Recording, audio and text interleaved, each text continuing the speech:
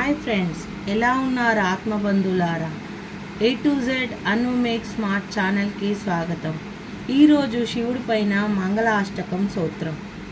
భవాయ చంద్రచూడాయ నిర్గుణాయ గుణాత్మనే కాలకాలాయ రుద్రాయ నీలగ్రీవాయ మంగళం వృషారూఢాయ భీమాయ వ్యాఘ్రచరమాంబరాయంచ పశూనాం పతితుభ్యం గౌరీకాంతాయ మంగళం భస్మధూళితం దేహవ్యాలాయ యజ్ఞోపవితినే రుద్రాక్షమాలభూషాయ వ్యోమకేశాయ మంగళం భవాయ చంద్రచూడాయ నిర్గుణాయ గుణాత్మనే కాలకాలాయ రుద్రాయ నీలగ్రీవాయ మంగళం रुद्राक्षमालभूषाय व्योमकेशाय मंगलम सूर्यचंद्राग्निनेत्राय नमः कैलासवासिने सच्चिदानंदरूपाय प्रमदेशाय मंगलम मृत्युंजयाय शांबाय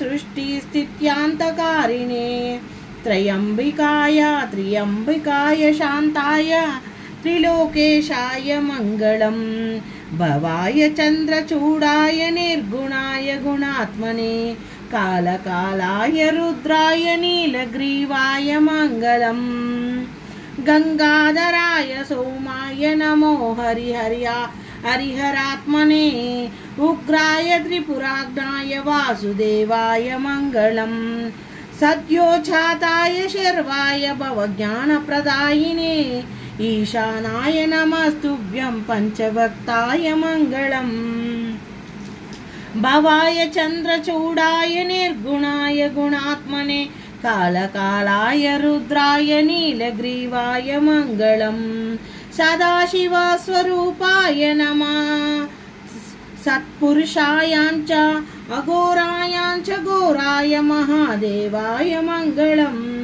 श्रीचामुण्ड पेरित्रेण रचित मंगलास्पदं तस्याभीष्टप्रदं शंभो यः पठेत् मंगलाष्टकम्।